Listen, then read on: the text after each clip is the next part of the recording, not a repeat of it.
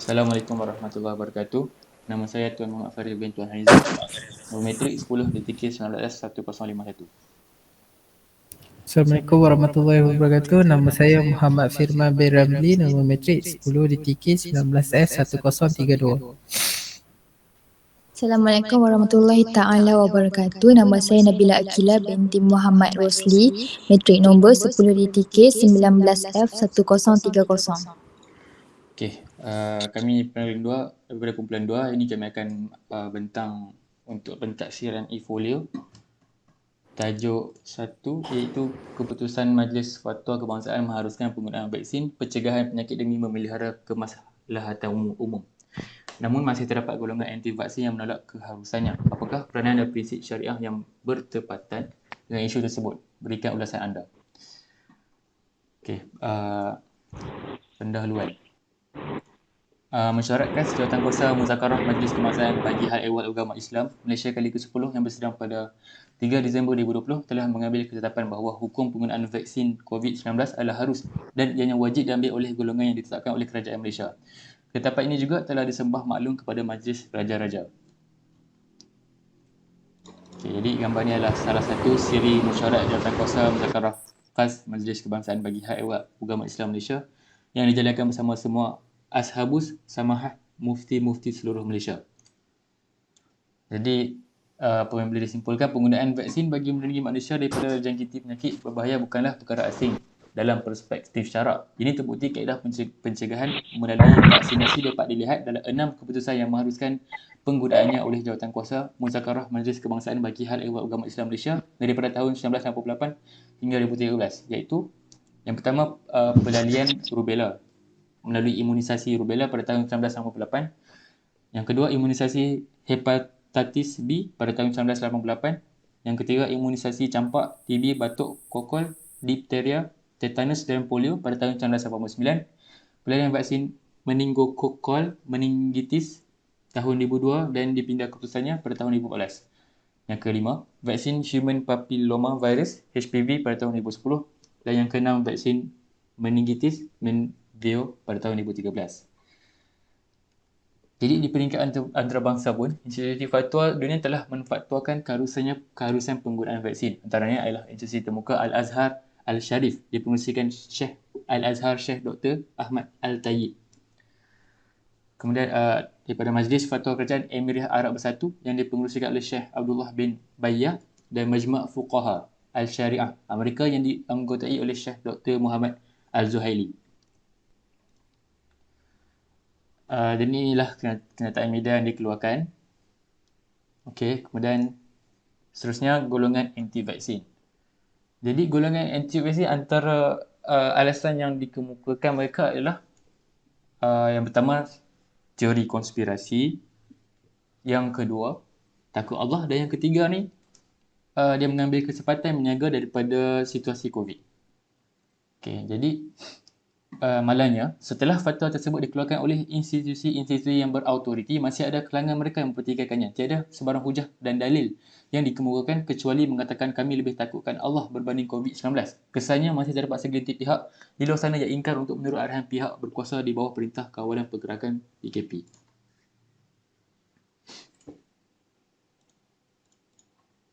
Okey.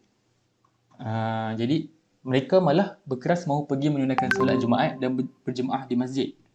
Begitu juga mereka jadikan hujah takutkan kepada Allah. Itulah hakikat sebenar dan sesiapa yang takutkan kepada COVID-19. Maka ia boleh membawa kepada kesyirikan. Allah tidak masuk akal untuk mengatakan kita mesti takut kepada Allah sallallahu alaihi wasallam, Allah Subhanahu Wa Taala sebagaimana kita takut kepada COVID-19, atau mengatakan kita mesti lebih takut kepada Allah Subhanahu Wa Taala berbanding takut kepada COVID-19. Kedua-duanya tidak tepat kerana antara takut kepada Allah dan takut kepada makhluk itu hakikatnya terdapat perbezaan makna yang jelas yang telah saya uraikan tadi. Jadi untuk teori konspirasi ini telah dijelaskan lebih secara mendalam oleh Mufti Perlis, iaitu antara isinya ialah kita kena tengok kepada realiti. Ramai orang mati hari ini di kalangan kita tengok sekeliling kita sudah pasti ada orang yang terdekat antara kita yang sudah pergi sebabkan COVID. Jadi andaian konspirasi yang dikeluarkan oleh khalayak awam ni bahaya kepada manusia. Ini kerana Jab bin Abdullah dalam hadis diriwayatkan oleh Imam Ahmad dan diriwayatkan oleh Abu Daud dan selainnya, cerita tentang satu orang yang cedera di kepala. Kemudian dia tanya kepada sahabat dia, aku ada kelonggaran tak perlu mandi wajib sebab kepala cedera? Kawannya cakap, kalau tak boleh ada kelonggaran sebab kau mampu mandi. Jadi dia mandi. Dan disebabkan dia mandi, dia mati. Jadi Nabi, bila berita ini sampai kepada Nabi Muhammad SAW, Nabi sebut syiar yang diangkat oleh orang yang keluar hukum, iaitu mereka telah membunuhnya. Allah membunuh mereka. Jadi kesimpulannya, orang yang tanggungjawab yang mengeluarkan fatwa ini perlulah berhati-hati kerana akan beri kesan kepada orang lain. Seterusnya yang disampaikan oleh influencer Bro Firdaus Wang, iaitu mengenai ialah kepada para influencer di luar sana, iaitu mereka mesti bertanggungjawab dengan apa yang mereka kata. Kerana ramai orang zaman kini kita tengok bila nampak follower ramai, mereka percaya kepada kata-kata orang tersebut. Ya. Okey, itu untuklah teori konspirasi. Okey, seterusnya sebelum kita nak terangkan lagi, kita mesti tahu apa itu vaksin. Definisi vaksin. Okey.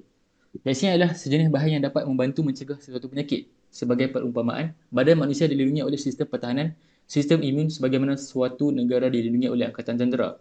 Vaksin umpama bahan latihan untuk angkatan tentera badan kita. Ia akan digunakan untuk mengenali dan menewaskan musuh, iaitu bakteria atau virus yang mungkin boleh menjangkiti badan dan menyebabkan penyakit pada masa hadapan. Pemberian vaksin secara berluasa sejak beberapa dekad lalu telah mampu mengurangkan pelbagai jenis penyakit yang dahulunya datuk nenek kita pernah alami, seperti cacar, smallpox, polio dan sebagainya.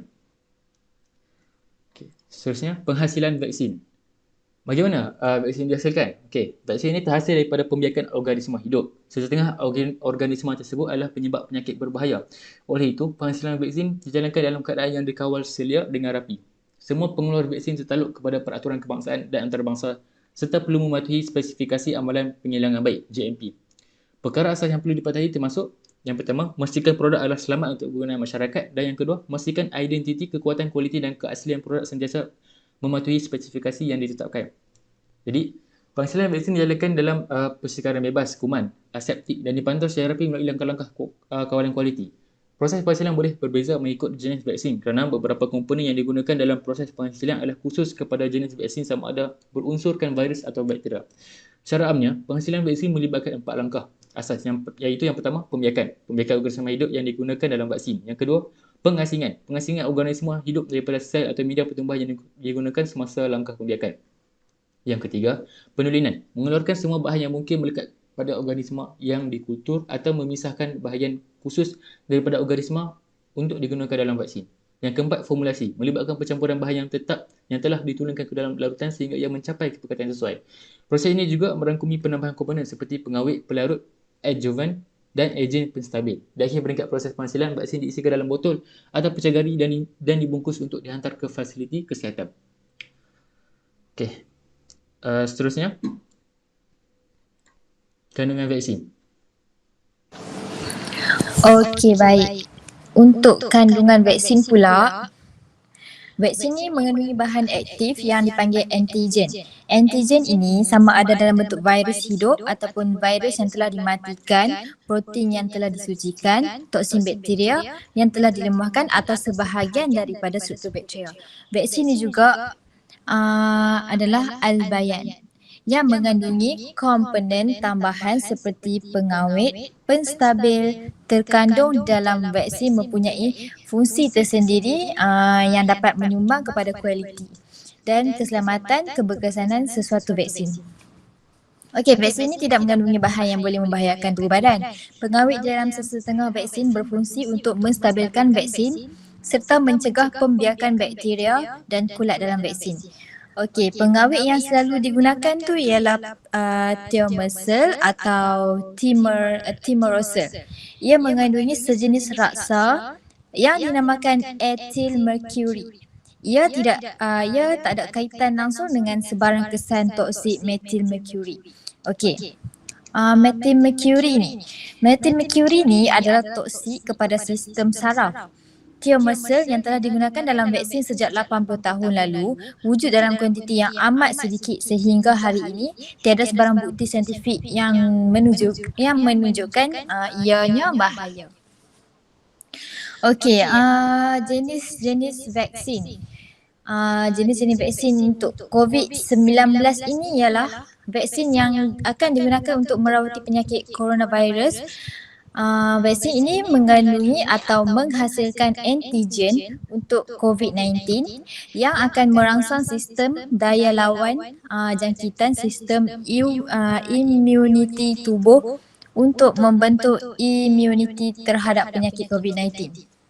Okey, daripada calon vaksin aktif yang telah disahkan, 56 iaitu 72% sedang dibangunkan oleh syarikat-syarikat pemaju vaksin yang terkenal. Okey, manakala 22 iaitu 28% daripada projek yang diterajui oleh sektor akademik awam dan organisasi bukan berkeuntungan lain. Sebilangan besar aktiviti perkembangan vaksin COVID-19 ini adalah di Amerika Syarikat. Amerika Utara. Okey, dengan 36 iaitu 46% pemaju calon vaksin aktif yang dilihat oleh dalam laman web yang disediakan disahkan berbanding dengan 14 iaitu 18% di China. 14 iaitu 18% di Asia tidak termasuk China dan Australia dan 14 iaitu 18% di Eropah. 5 kami perincikan di sini beberapa jenis vaksin COVID-19 yang sedang dibahaskan oleh khalayak masyarakat. Antara agensi yang sedang berusaha dalam membangunkan vaksin ini adalah yang pertama iaitu BioNTech daripada Jerman. Okey. Yang kedua Moderna iaitu Niaid RNA US. So yang ketiga pula ialah Johnson & Johnson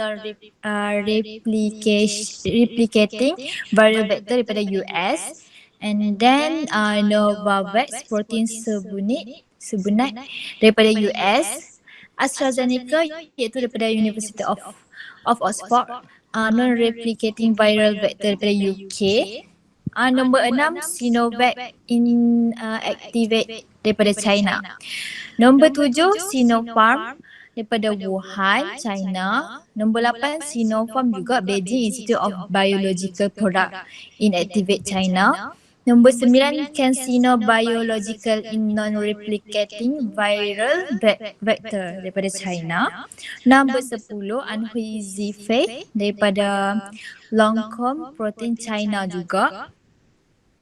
Bharat Biotech Inactivate daripada India. Yang seterusnya Gamaleya Research Institute Non-Replicating Viral Vector daripada Rusia.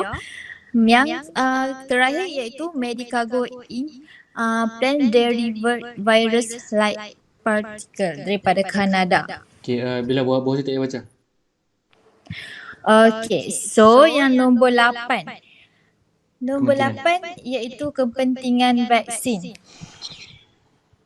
Okey, kepentingan vaksin ni yang paling utama adalah untuk melindungi diri, terutamanya bagi golongan yang berisiko tinggilah, seperti sebagai contoh orang-orang yang berusia yang sudah tua, okey, yang masih budak-budak yang baby lagi.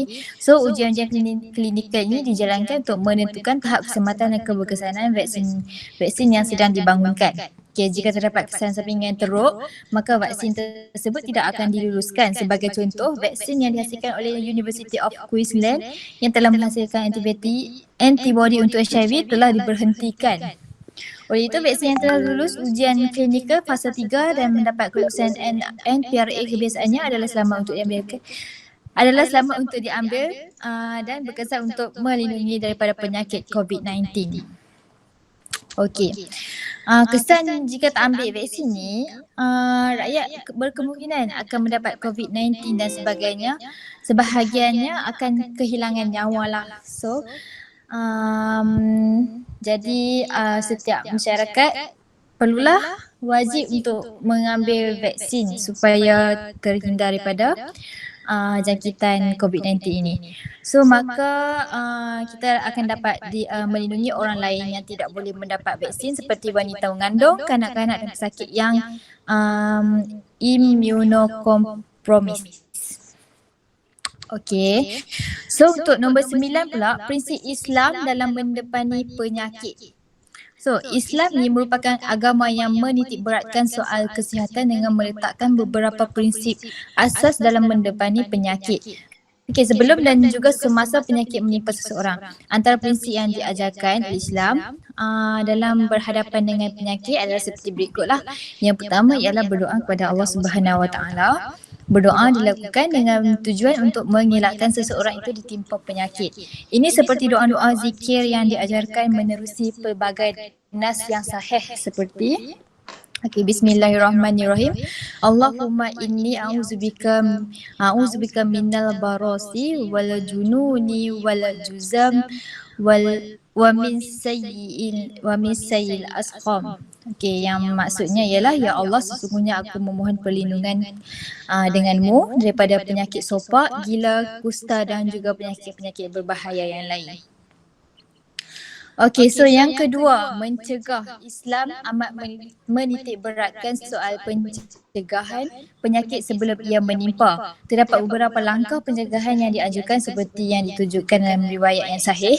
Antaranya ialah sebuah hadis yang diriwayatkan oleh Abdurrahman bin Auf radhiyallahu an bahawa Rasulullah SAW bersabda, Iza sami'tum bihi bi'ardin fala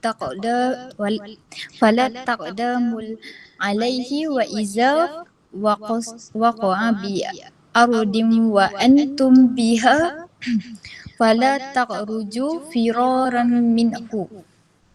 Yang bermaksud, sekiranya kamu mendengar tentang taun yang menimpa sesuatu kawasan, maka janganlah kamu masuk ke tempat tersebut sekiranya ia berlaku di sesuatu kawasan yang kamu berada di dalamnya. Maka janganlah kamu keluar daripada untuk melarikan diri darinya. Okey, so yang seterusnya, merawat. Okey, sebaik saja seseorang itu ditimpa penyakit, Islam ni memberi penekanan kepada kepentingan untuk merawat. Di samping redha dan takdir Allah Subhanahu Wa Taala, tuntutan untuk merawat penyakit juga tidak boleh diabaikan. So, berdasarkan sebuah hadis daripada Usamah bin Syariq radhiyallahu an, beliau berkata bahawa Rasulullah SAW bersabda, Tadawa fa inna Allah azza wa jalla lam yadha' da'an illa wadha'a lahu dawa'an khaira da'in wahidin haram. Yang bermaksud, hendaklah kamu merawat penyakit kerana sesungguhnya Allah tidak menjadikan sesuatu penyakit melainkan Dia turut menyediakan ubat baginya, melainkan satu penyakit sahaja, iaitu ketuaan. Okey, so kita seterusnya, yang keempat ialah tawakal. Okey, setelah segala usaha yang kita lakukan, agama mengajar kita agar menyerahkan segala urusan seterusnya kepada Allah Subhanahu Wa Taala. Jadi bentuk tawakal iaitu penyerahan diri yang mutlak kepada Allah setelah usaha yang dilakukan. Allah Subhanahu Wa Taala berfirman, Faiza azamta fatawakkal 'alallahi innallaha yuhibbul mutawakkalin. Yang bermaksud, kemudian apabila kamu telah membulatkan tekad, maka bertawakallah kepada Allah, sesungguhnya Allah menyukai orang-orang yang bertawakal kepadanya. Okey.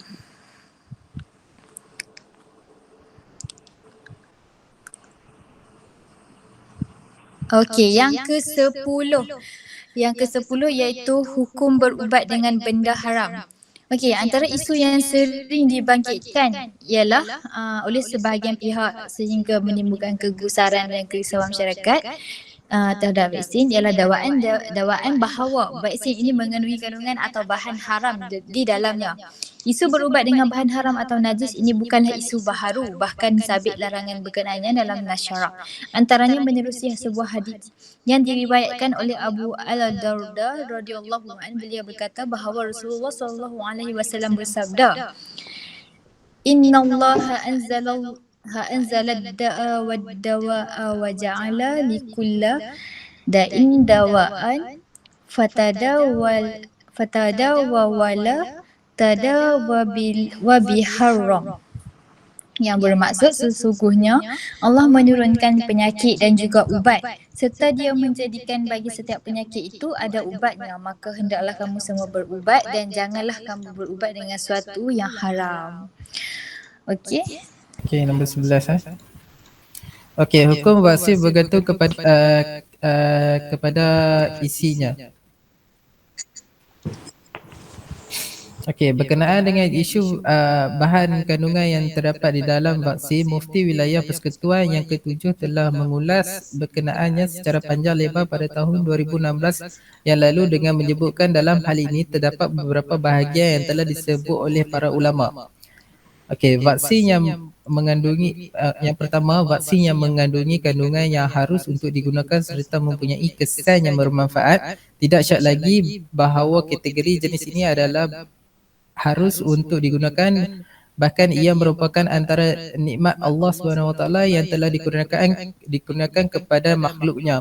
Pencapaian perubatan medical achievement seumpama ini telah memberi hubungan yang besar dalam mengurangkan pelbagai wabak yang tersebar pada hari ini. Okey, yang kedua, vaksin yang mengandungi isi kandungan yang harus untuk digunakan akan tetapi ia boleh menyebabkan mudarat yang lebih banyak kepada tubuh badan berbanding manfaatnya, ataupun ia tidak bermanfaat pada asalnya. Vaksin seumpama ini tidak dinafikan lagi bahawa tidak boleh digunakan kerana kita dilarang untuk memudaratkan diri kita dengan makanan, minuman, ubat-ubat dan seumpamanya.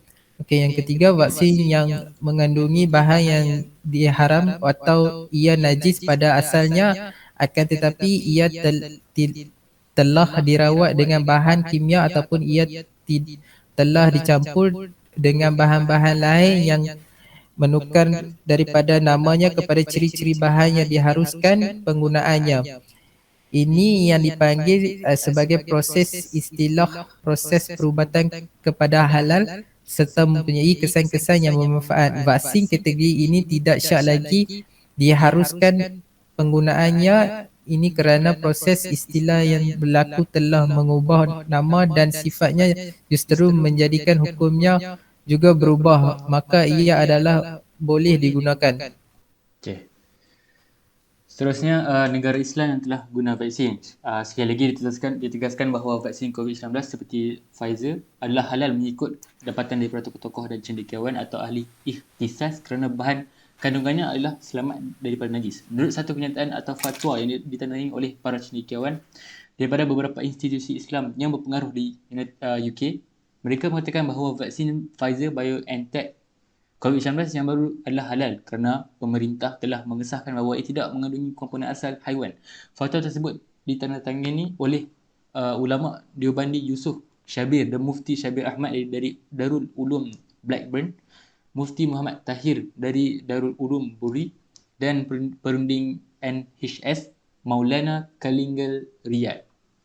Okey, antara negara tersebut ialah pertama Arab Saudi dapat vaksin Pfizer, yang kedua Mesir vaksin Sinopharm, ketiga Jordan vaksin Pfizer lagi, yang keempat Turki vaksin Sinovac, yang kelima Bahrain vaksin Pfizer dan vaksin Sinopharm, yang keenam Kuwait vaksin Pfizer, ketujuh Qatar vaksin Pfizer, ke-8 United Arab Emirates UAE vaksin Sinopharm, yang ke-9 Morocco vaksin Sinopharm, 10 Oman vaksin Pfizer, 11 Iraq vaksin Pfizer, 12 Tunisia vaksin Pfizer, 13 Indonesia vaksin Sinovac, 14 Iran, 15 Libya, 16 Algeria dan 17 Brunei.